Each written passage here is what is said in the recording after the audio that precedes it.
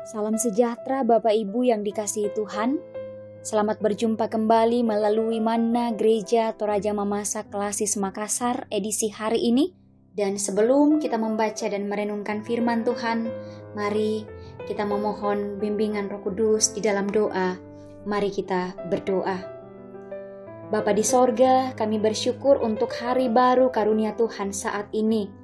Kami diberikan kesempatan menikmati hari ini dengan kekuatan, semangat yang baru, dan biarlah hari ini kami isi dengan segala kebaikan daripada Tuhan. Kami rindu untuk membaca, mendengar, dan merenungkan firman kebenaran-Mu. Tuhan memberkati kami, sehingga kebenaran firman-Mu akan mewarnai perjalanan kehidupan kami sepanjang hari ini, bahkan sepanjang waktu yang Tuhan perkenankan. Kami siap mendengar firman-Mu. Di dalam nama Tuhan Yesus Kristus, kami berdoa. Amin. Bagian firman Tuhan yang akan kita baca dan kita renungkan bersama, Kitab Kejadian pasal 6 ayat 21 dan ayat 22, firman Tuhan saya bacakan bagi kita sebagai berikut.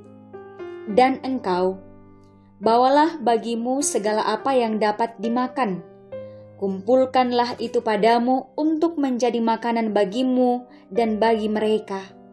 Lalu Nuh melakukan semuanya itu tepat seperti yang diperintahkan Allah kepadanya, demikianlah dilakukannya.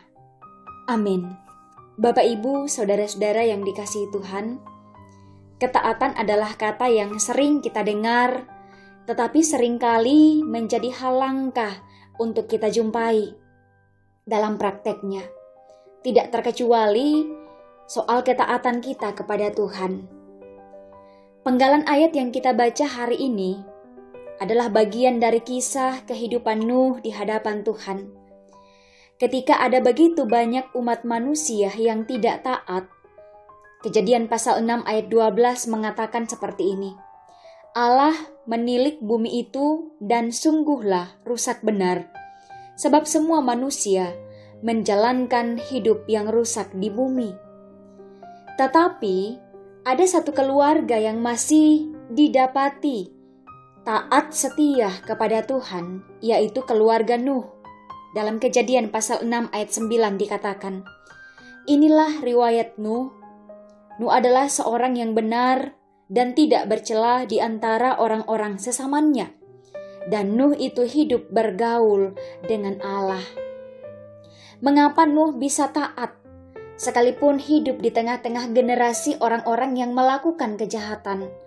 Apa kuncinya sehingga Nuh bisa tetap menjadi pribadi yang taat di hadapan Tuhan? Dari Kejadian pasal 6 ayat 9 yang tadi, kita tahu bahwa kunci Nuh untuk tetap hidup taat di hadapan Allah itu karena Nuh terbiasa bergaul dengan Allah. Nuh terbiasa hidup dekat dengan Allah. Nuh tahu benar apa yang harus ia lakukan yang dikehendaki oleh Allah. Bapak, Ibu, Saudara yang dikasihi Tuhan, bisa kita bayangkan mengumpulkan dan membawa segala makanan yang dapat dimakan untuk dirinya dan keluarganya, bahkan untuk semua makhluk hidup yang masuk ke dalam bahteranya. Itu bukan hal yang mudah, tetapi Nuh mau melakukannya. Itu bukan perkara 1 atau 2 hari, tetapi dalam rentan waktu yang Nuh sendiri belum tahu sampai kapan air bah itu akan surut. Ini mau menunjukkan bahwa menaati Tuhan memang membutuhkan harga atau pengorbanan.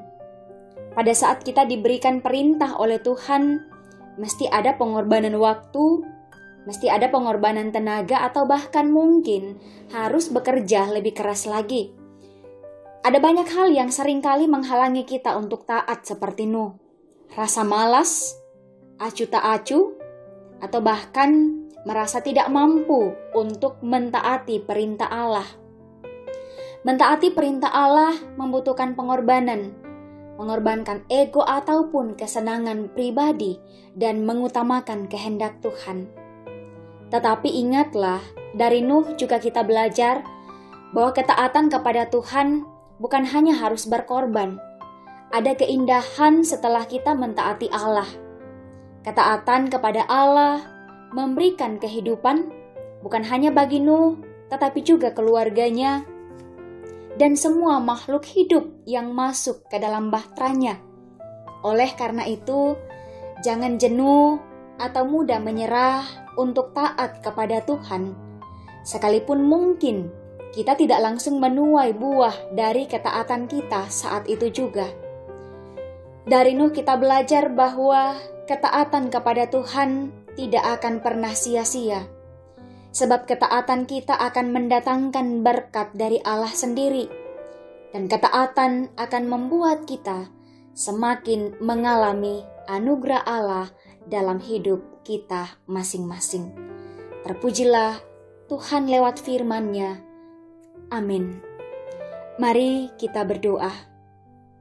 Bapa di sorga, berkati firman-Mu yang sudah kami baca, kami dengar, kami renungkan hari ini, mengajak kami, mengingatkan kami untuk meneladani kehidupan Nuh, kehidupan beriman bersama dengan Tuhan, untuk tetap menjadi pribadi yang taat, sekalipun di sekitar kami ada begitu banyak orang yang tidak taat kepada Tuhan.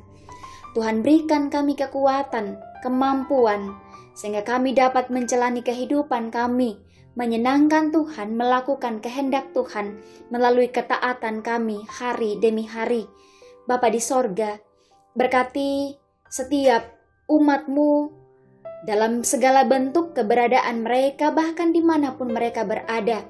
Diberkati dalam pekerjaan sepanjang hari ini, dalam berbagai aktivitas, dalam setiap harapan dan kerinduan, dalam berbagai usaha yang ditekuni, sehingga lewat pekerjaan mereka, aktivitas mereka, juga senantiasa menikmati setiap berkat-berkat Tuhan.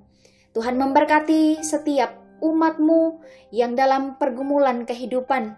Tuhan memberkati umat-Mu yang dalam kondisi kelemahan tubuh.